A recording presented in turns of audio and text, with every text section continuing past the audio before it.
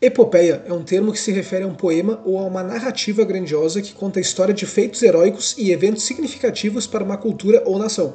E por que estou falando de epopeia? Porque hoje eu vou falar sobre a Odisseia, escrita por Homero, que conta sobre a jornada de Odisseu de volta para casa após a Guerra de Troia, que, diga-se de passagem, é retratado na Ilíada. Mas a Odisseia também é uma fonte de várias referências astronômicas. Referências essas que, claro, refletem o conhecimento e a importância da astronomia na vida cotidiana dos antigos gregos, principalmente na navegação. Então vou falar sobre essas referências e com o contexto da obra, para não ficar informação à deriva, e também algumas curiosidades relacionadas. Bora pro vídeo. Primeiro, as Pleiades. No capítulo 5, Odisseu, ao tentar voltar para casa em Ítaca, onde ele é rei, acaba naufragando na ilha de Ogígia, onde vivia a ninfa Calypso. Ela então se torna amante de Odisseu e o mantém na ilha por 7 anos, oferecendo imortalidade e a promessa de uma vida eterna a seu lado. Olha que legal, né? Apesar da oferta tentadora, Odisseu quer retornar para sua casa e para sua esposa, Penélope, contrariando Calypso. A deusa Atena então intervém em favor de Odisseu e Zeus ordena que Calypso o libere. Relutante, ela ajuda Odisseu a construir uma embarcação e o deixa ir. Mas mesmo triste com sua partida, ela oferece alguns conselhos de navegação, com as seguintes palavras: "Mas agora, aqui está o que deves fazer e observar. Quando as Pleiades, filhas de Atlas, começarem a subir, então fazer a tua viagem em tua barca e a tua partida, ao escutar o vento sul, ou qual é propício, em tua mente." Vamos entender isso aqui. As Pleiades, também conhecida como as Sete Irmãs, são um famoso aglomerado estelar localizado na constelação de Touro, sendo um aglomerado bem próximo da Terra, a cerca de 440 anos-luz de distância. O que, por óbvio, é longe, é considerado próximo quando comparado a outros aglomerados. Tá, mas o que são aglomerados? Aglomerados são grupos de estrelas que se formaram a partir da mesma nuvem de gás e poeira e que estão ligadas pela gravidade. Existem dois tipos principais de aglomerados estelares. Aglomerados abertos são grupos que geralmente contêm de algumas dezenas a algumas centenas de estrelas. Elas são mais jovens e estão localizadas em regiões de formação estelar, como em braços espirais de galáxias. Um exemplo famoso de aglomerado aberto é o aglomerado das Pleiades que estamos falando. Já um outro tipo são os aglomerados globulares. São grupos mais antigos e densos, contendo milhares a milhões de estrelas que estão mais próximas umas das outras e orbitam em torno do centro do aglomerado. Podem ser encontradas em torno de galáxias e são consideradas remanescentes das primeiras fases da formação dos mesmos. Um exemplo conhecido é o aglomerado de Hércules. Agora voltando para as Pleiades, elas são facilmente visíveis a olho nu, nem precisa colocar roupa nos olhos. Feita a piadinha besta, apesar de serem um aglomerado de estrelas, geralmente se consegue ver bem apenas 7. Daí vem o nome Sete Irmãs, é a referência às filhas de Atlas e Pleion. Em uma das versões da mitologia, é dito que ao serem perseguidas pelo caçador Órion, nome de outra constelação por sinal, as Pleiades pediram ajuda a Zeus para as proteger. Zeus então as transformou em estrelas e as colocou no céu, formando a constelação.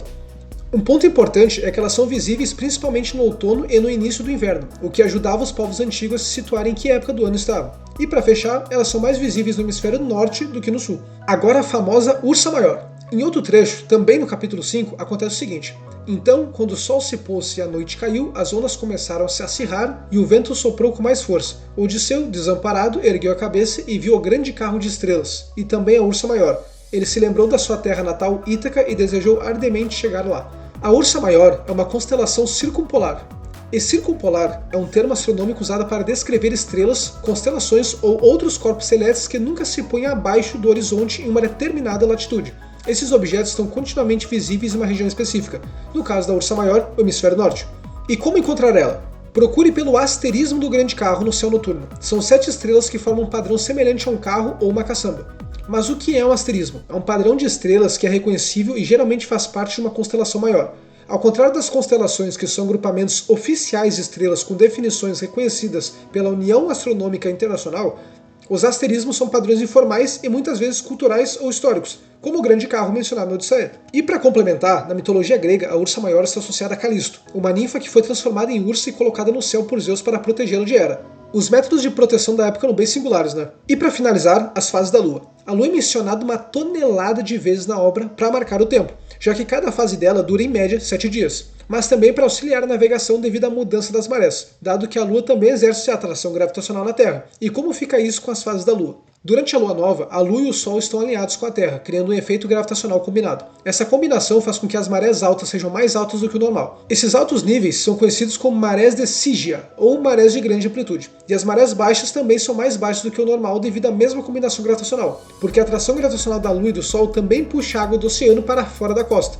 Na fase da lua crescente, que ocorre entre a lua nova e o primeiro quarto, a lua começa a aumentar sua visibilidade. As marés são moderadas, com amplitude crescente à medida que a lua se aproxima do primeiro quarto, as marés altas começam a se tornar mais altas e as marés baixas mais baixas, mas ainda não atingem extrema amplitude. Na fase de quarto crescente, a lua está a 90 graus do Sol em relação à Terra. A força gravitacional da lua e do Sol age em ângulos diferentes, resultando em marés menos extremas, conhecido como marés de quadratura. As diferenças entre marés altas e baixas são menores.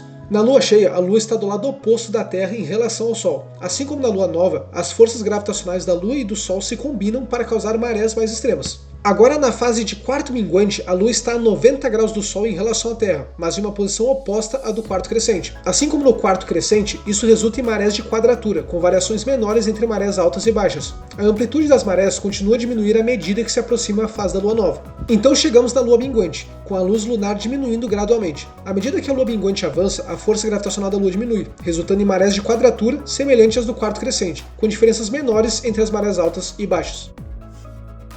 É isso, galera, espero que tenham gostado do vídeo. Os trechos que usei da Odisseia eu dei uma alterada para facilitar a minha vida e a tua que está escutando, já que o texto integral é bem embaçado, mas recomendo ler por ser uma obra de grande impacto histórico. Se gostou, deixa o like, se inscreva para fortalecer o canal e até o próximo vídeo.